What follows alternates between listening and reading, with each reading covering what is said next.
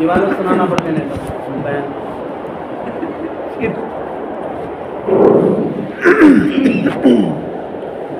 بسم اللہ الرحمن الرحیم. الحمد للہ وکفی وسلام علی عباده الذین اصطفى. اما بعد اعوذ باللہ من الشیطان الرجیم. بسم اللہ الرحمن الرحیم. ما يلفظ من قول الا لدیہ رقیب عتید. وعن عقبة بن عامر رضی اللہ تعالی عنہ انہ قال رسول اللہ صلی اللہ علیہ وسلم املک علیک لسانک ولیسعک بیتک وبقی علی خطیئتک او کما قال علیہ الصلاة والسلام. سبحان ربک رب العزة عما یصفون وسلام علی المرسلین والحمد للہ رب العالمین. اللہم صل علی سیدنا محمد وعلی آل سیدنا محمد مبارک وسلم. اس وقت کلام پاک کی ایک آیت شریفہ کی تلاوت کی گئی ہے اور رسول اللہ صلی اللہ علیہ وسلم کا ایک فرمان پڑھا گیا. حضرت عقبہ ابن عامر رضی اللہ تعالی عنہ فرماتے ہیں کہ میں نے رسول اللہ صلی اللہ علیہ وسلم سے سوال کیا، دریافت کیا کہ من نجاح، کامیابی کا کیا راستہ ہے؟ اگر ہم کامیاب ہونا چاہتے ہیں تو کیا طریقے ہیں؟ قربان جائیے رسول اللہ صلی اللہ علیہ وسلم کی ذات عالی پر. آپ نے 3 طریقے بیان فرمائے اور صحابہ کرام رضوان اللہ علیہم اجمعین کی 2 عادتیں بہت اچھی تھیں.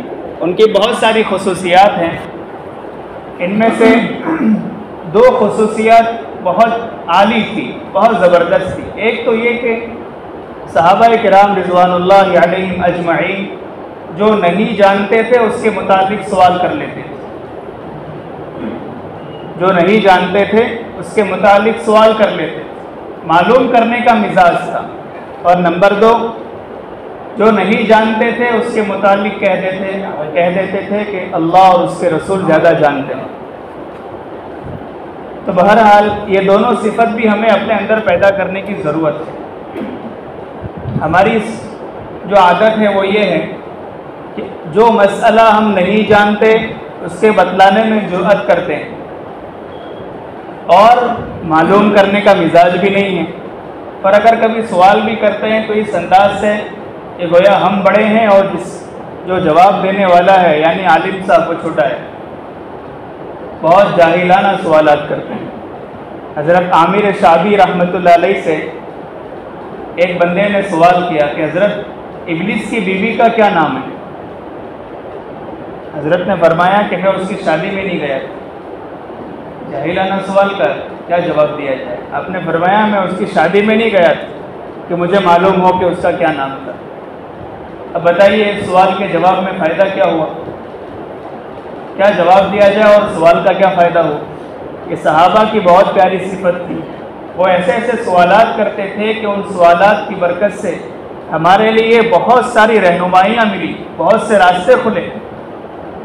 جیسے حضرت عقبہ ابن عامر رضی اللہ تعالیٰ عنہ نے کتنا پیارا سوال کیا. فرمایا میں نے پوچھا ہے اللہ کے رسول کامیابی کن چیزوں سے ملتی ہے، کیا طریقے ہیں؟ آپ نے نمبر 1 پر فرمایا اپنی زبان کو قابو میں رکھو. اپنی زبان کو قابو میں رکھو، تول کر بات کرو. بات کرنے سے پہلے سوچو کیا بولا جا رہا ہے. یہ زبان حق پر بھی چلتی ہے، باطل پر بھی چلتی ہے. زندوں کی بھی برائیاں بیان کرتی اور مردوں کو بھی کبھی کبھی نہیں بخشتی. بہرحال زبان کا حال ہے. اگر زبان کے گناہوں سے ہم بچ جائیں تو 33% کامیابی ہمیں یوں ہی مل جائے گی. گھر گھر کے جھگڑے جو ہو رہے ہیں اس کی بنیادی وجہ کیا ہے کہ دونوں بولنے کا طریقہ جانتے ہیں. ہوتا کیا ہے کہ پہلے پہلے شوہر بولتا ہے تو بیوی سنتی رہتی ہے، اور جب بچے بڑے ہوتے ہیں تو اب بیوی بولتی ہے، شوہر سنتا ہے، اور آخر عمر میں دونوں بول رہے ہوتے ہیں اور محلے والے سن رہے ہوتے ہیں۔ تو خاموش رہنے کا مزاج تو کسی کا نہیں ہوتا، سب بولنا جانتے ہیں۔ اللہ کے رسول صلی اللہ علیہ وسلم نے فرمایا، ترمذی شریف کی روایت، من صمت نجا، کامیابی کا راستہ بیان فرمایا کہ خاموش رہو گے نجات پا جاؤ گے۔ اب اس کا یہ مطلب بھی نہیں کہ جہاں بولنا ہے وہاں بھی آپ خاموش رہیں، تو وقت پر ضرورت کے مطابق ضرورت سے زیادہ نہ بولا جائے، انشاءاللہ کامیابی مل جائے گی۔ بہت سارے واقعات ہیں لیکن وقت کم ہے، مناسب ہوا تو آخر کی 2-4 منٹ میں ایک واقعہ بتاؤں گا۔ اور دوسرا راستہ اللہ کے رسول نے فرمایا، تمہارا گھر تم پر کشادہ ہو، کیا مطلب؟ اپنے گھروں کو لازم پکڑو، بلا وجہ گھر سے باہر نہ نکلا کرو۔ یہ فی الحال یہ جو زمانہ جس میں ہم زندگی گزار رہے ہیں، یہ مشکات نبوت سے بہت دور، قیامت سے بہت قریب ہوتا جا رہا ہے۔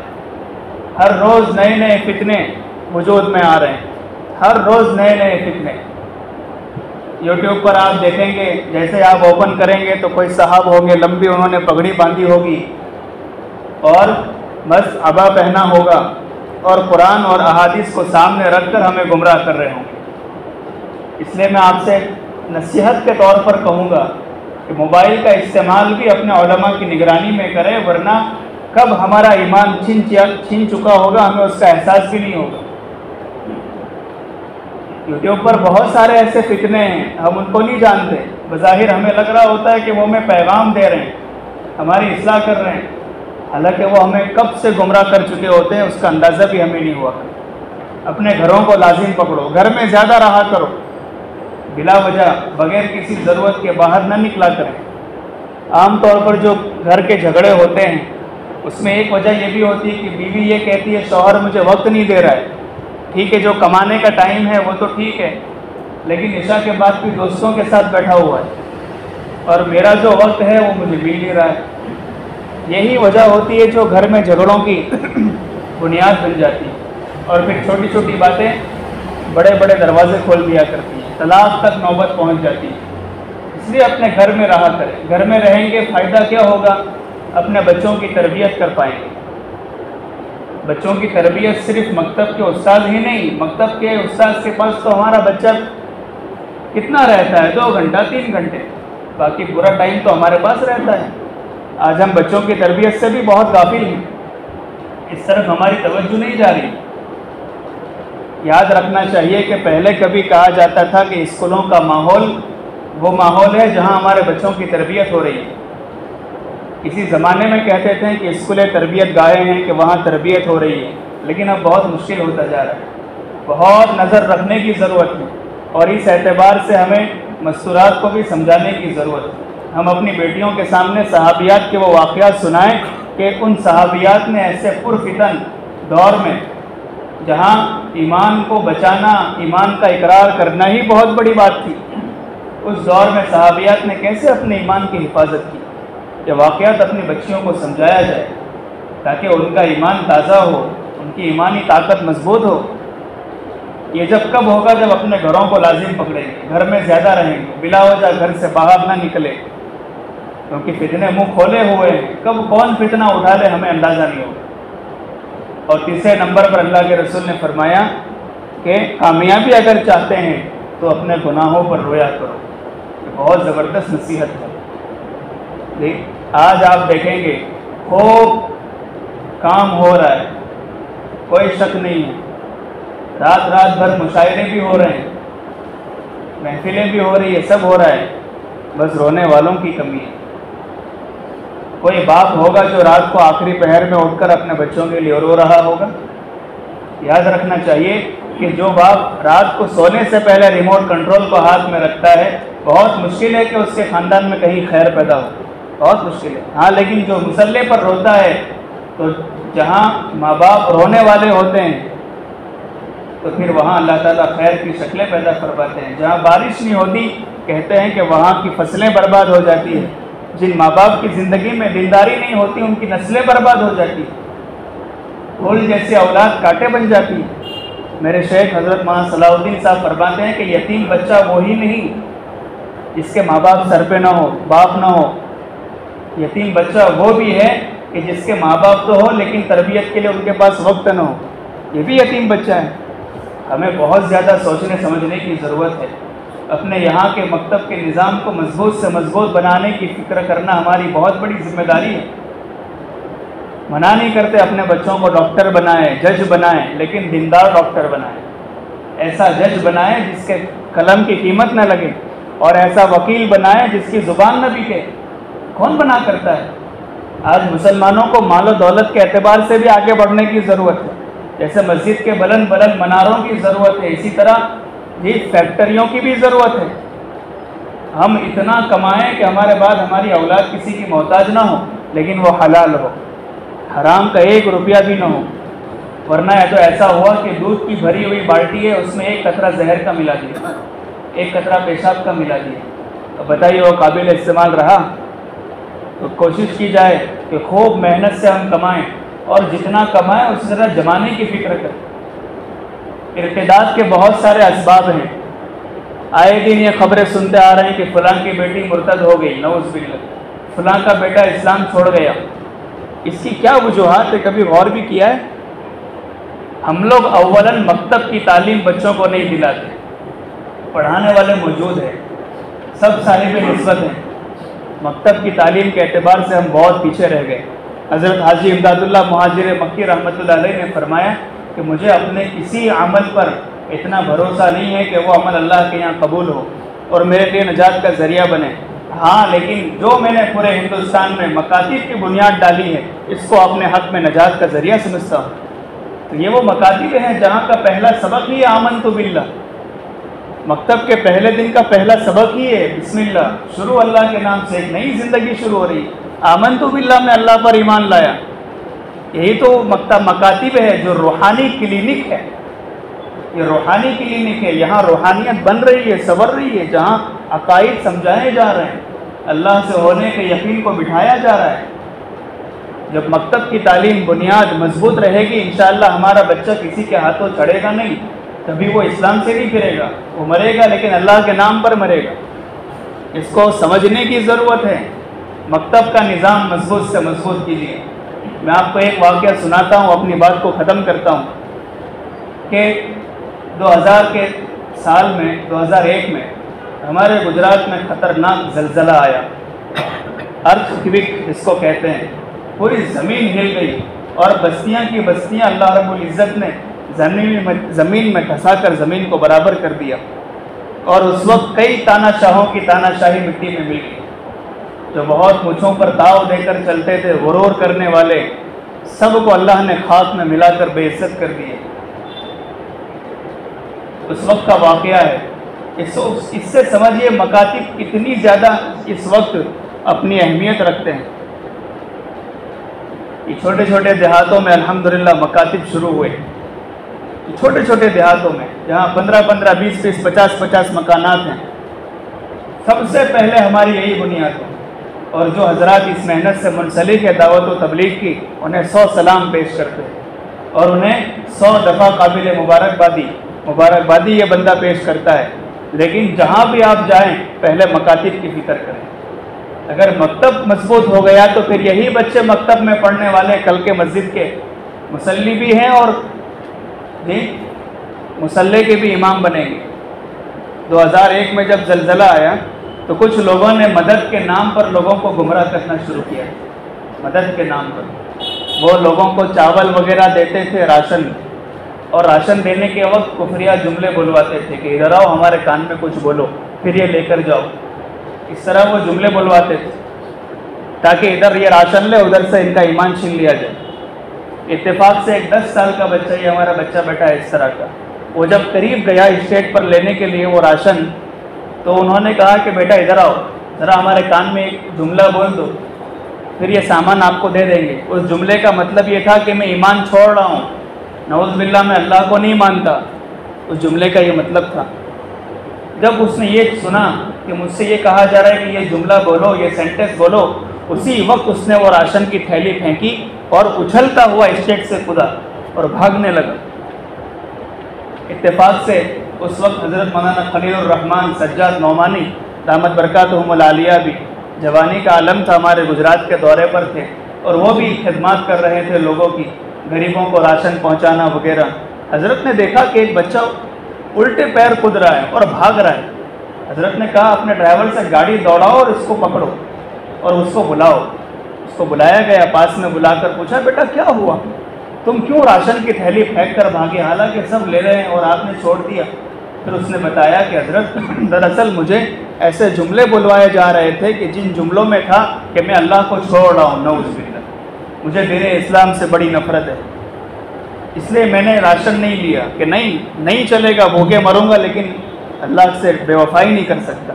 हज़रत ने पूछा कि बेटा तुम पे इतने छोटे हो, तुमको ये सबक किसने पढ़ाया, करने धरने वाली ज़ात अल्लाह ताला की है। कहा मेरे मकतब के उस्ताद ने मुझे बताया था कि बेटा जो कुछ भी हो जाए लेकिन ईमान से बेवफाई नहीं, अल्लाह से बेवफाई नहीं, मरना है तो अल्लाह के नाम पे मरना है, वही अल्लाह है जो खिलाता भी है पिलाता भी है। मेरे मकतब के उस्ताद ने मुझे बताया था अल्लाह ताला कौन है, जब मेरे उस्ताद ने मुझे बताया है तो मैं क्यों बेवफाई करूँगा। इससे मकातिब की अहमियत को समझिए और इन बच्चों के ईमान और यकीन की हिफाजत के लिए अगर कोई सबसे बुनियादी रास्ता समझ में आ रहा है, ये मकातिब ही है। इस लाइन से फिक्र कीजिए और मैं आपको, आप बुरा ना लगाएं, एक जिम्मेदारी समझा रहा हूँ ताकि आप क़यामत के दिन हमारा दामन न पकड़ सकें। आप बिल्कुल बुरा ना लगाएं, ये आपके हक़ में खैर खाही है। ये जो मिंबर होते हैं, ये कुर्सी रसूल होते हैं, इनकी निस्बत डायरेक्ट अल्लाह के रसूल की तरफ हो जाती है। यहाँ बैठने वाला शराफतन नहीं बैठता, जिम्मेदारी के साथ बैठता है, तो उसको भी जिम्मेदारियाँ बयान करनी चाहिए। हमें आजकल माहौल ये बनता जा रहा है कि अपनी शादियाँ हम इतनी ज़्यादा महंगी करते जा रहे हैं जिसकी बिना पर ज़िना सस्ता होता जा रहा है और हमारी जवान बेटियों की इज्जतें दांव पर लग रही। हम अपनी शादियाँ सस्ती से सस्ती करें। अल्लाह के रसूल ने फरमाया बरकत वाला निकाह हो जिसमें आसानी हो, सस्ता निकाह बरकत वाला निकाह। इसकी उल्टी सूरत क्या निकली, जितना ज़्यादा महंगा निकाह होगा उतनी बरकत ख़त्म हो जाएगी। जब हम लोग ऐसे आसान निकाह करेंगे जिसमें उसमें कोई रस्म ना हो, भाई हमारा ईमान किस पर है, हमें पालने वाला कौन है, अल्लाह ही है ना, तो हमें अल्लाह को ही खुश करना चाहिए या सारे लोगों को खुश करना चाहिए। लोग तो कभी खुश नहीं होंगे, वो मरने के बाद भी बुराइयाँ करेंगे, जहाँ अच्छाइयाँ बयान करेंगे वो बुराइयाँ भी करेंगे। हम लोग लोगों के नाम पर के लोग क्या कहेंगे, शादियों में इतना ज़्यादा खर्च कर डालते हैं, अल्लाह अकबर। हमारी एक शादी जो हमने अपनी बेटी की की, हम तो मालदार हैं, करोड़ों की शादी करेंगे, लेकिन जो गरीब की बेटियां हैं उनका क्या होगा, कभी इस तरफ से भी सोचा है? हम जितना आसान निकाह करेंगे, आसान निकाह की एक मुहिम चलाएं कि पिछले 4-5 महीनों से पूरे सूरत शहर में, मैंने पूरे सूरत शहर में ऐलान किया है, जहाँ जहाँ मौका मिल रहा है हर तरफ ये ऐलान कर रहा हूँ, बहुत करीब ये ज़माना क़यामत से होता जा रहा है। अल्लाह के रसूल की अजीम सुन्नत आसान निकाह है। हम लोग 12 रबीउल अव्वल का महीना आता है, कितना डांस करते हैं, कितना नाचते हैं, रात भर महफिलें होती है अल्लाह के रसूल की मोहब्बत के नाम पर, और जहाँ सुन्नतों के इख्तियार करने का मौका आता है जानते ही नहीं हम लोग कि हमारे नबी की कोई ज़ात थी। क़यामत के दिन जवाब देना पड़ेगा, याद रखना। और हमें अभी 4 के कांधे पर सवार होकर कब्र में उतरना है। अल्लाह के रसूल ने फरमाया सवालात जो होंगे ना, चेहरा सामने लाया जाएगा और कहा जाएगा इनके बारे में आप जानते हैं, जितनी सुन्नतों की इत्तिबा होगी, लोगों की गालियां खाई होगी सुन्नतों के इख्तियार करने पर, इंशाअल्लाह कब्र की ज़िंदगी सवर जाएगी। बहुत सारी मेरे पास ऐसी मिसालें हैं, करोड़ों करोड़ों के मालदार हैं लोग, लेकिन आसान आसान निकाह करते जा रहे हैं। क्यों? क्योंकि उसकी बरकतें उन्होंने देखी। इसलिए मैं आप सबसे गुजारिश करूँगा कि यहाँ के मकतब के निज़ाम को मजबूत से मजबूत कीजिए। हमारा कोई बच्चा घर पर न बैठे। अगर अल्लाह ने हमें माल दिया है, अपने बच्चों को अच्छे से अच्छी स्कूल की तालीम दिलवाएं, अच्छे से अच्छा इन्हें जज बनाएं, डॉक्टर बनाएं, अमानतदार वकील बनाएं, लेकिन राक्षस न बनाएं, डॉक्टर बनाएं। आपको बुरा लगे तो माफ़ कीजिए, ये भी हम लोग। और अपनी बेटियों को हरगिज़ भी कमाने की मशीन न समझें। हमारी बेटियां किसी की इज्जत, जी किसी के सर का ताज है, वो हमारी आंखों की ठंडक है, हमारे दिलों का करार है। अपनी बेटियों को अपने घर में रख कर इस काबिल बनाएं कि जब वो किसी के घर में जाए तो उस घर को 4 चांद लगा दे, जहाँ जाए वो इज्जत से रहे, वहाँ की इज्जतें बढ़ा दे।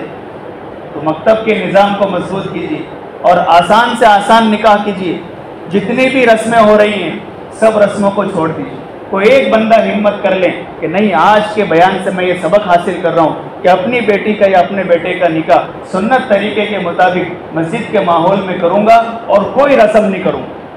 کوئی رسم نہیں, ہلدی نہیں, مہندی نہیں, وہ جو خنجر لے کر دلہا چلتا ہے ساتھ میں, خبردار کسی نے کچھ کہا تو غصہ کرو. یہ کیا بات ہوئی؟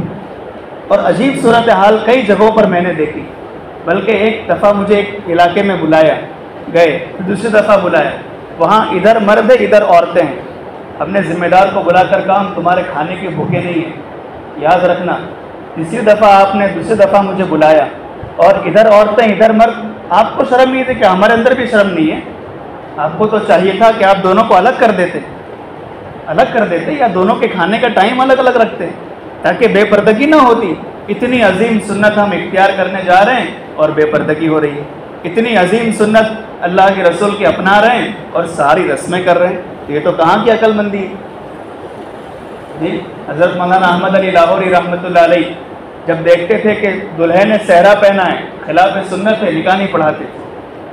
نہیں پڑھاتے تھے کہ ہمیں نہیں پڑھانا ہے, بس شریعت پہلے نمبر پر ہے, لوگ دوسرے نمبر پر ہے. لوگوں کی باتیں کبھی ہمارے لیے اچھی نہیں ہو سکتی. وہ تو برائیاں بھی کریں گے, تعریفیں بھی کریں گے, ہمیں اللہ کو دیکھنا ہے. تو میرے بھائیوں, ارادہ کرتے ہیں انشاءاللہ جی اپنے بچوں کو اچھے سے اچھے تعلیم دلائیں گے جی, خوب کمائیں.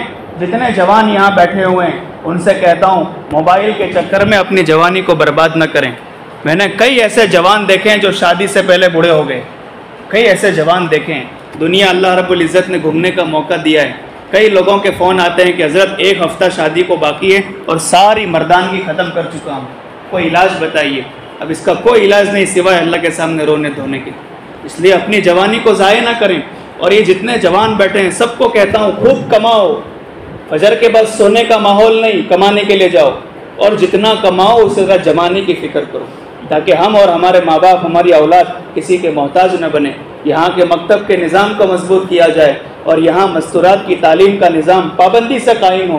پھر دیکھیں انشاءاللہ یہاں خیر ضرور وجود میں آئے گی. اللہ تعالیٰ سے دلی دعا ہے اللہ تعالیٰ آپ لوگوں کو سلامت رکھیں, عافیت کے ساتھ رکھیں. اللہ تعالیٰ ہم تمام کو عظیم سنت, آسان سے آسان نکاح کرنے کی توفیق عطا فرمائیں. اللہ تعالیٰ ہماری جوانیوں کی حفاظت فرمائیں, ہماری جوان بیٹیوں کی حفاظت فرمائیں. اور اللہ تعالیٰ یہاں کے نظام کو, مکتب کے نظام کو مضبوط سے مضبوط ترین کرنے کی, اور اللہ رب العزت ہمارے یہاں کے امام محترم کو بھی بہترین بدلہ عطا فرمائیں. بہت قربانیاں دے رہے ہیں, آپ کو اندازہ نہیں ہے. قربانیوں کے بعد یہ اتنا ماحول تیار ہوتا ہے, قربانیوں کے بعد یہ بچے پڑھتے ہیں. اپنا خون جگر جلا کر یا آپ کے بچوں کی تعلیم اور تربیت کا انتظام کر رہے ہیں. آپ کی بھی ذمہ داری ہے, دل کھول کر ان پر خرچ کریں اور پھر ان کی ایسی مدد کریں کہ آپ اور اللہ کے سوا کوئی نہ جانے. عجیب صورتحال یہ ہے, تراویح پڑھائی حافظ صاحب نے, سب کے سامنے دیں گے رقم نکال کے, دیکھو میں 1000 روپے دے رہا ہوں. ایسے بھی جاہل میں نے دیکھے ہیں. یہ نہیں, چھپ چھپا کر مدد کریں, اللہ تعالیٰ دیکھ رہے ہیں. بھائی کوشش کریں گے انشاءاللہ. او بھائی بولو یار, کوشش کریں گے. اللہ تعالیٰ سے وعدہ ہے نا. اللہ ہم تمام کو اپنے مقبول و محبوب بندوں میں شامل فرمائیں. وآخر دعوانا الحمدللہ رب العالمین.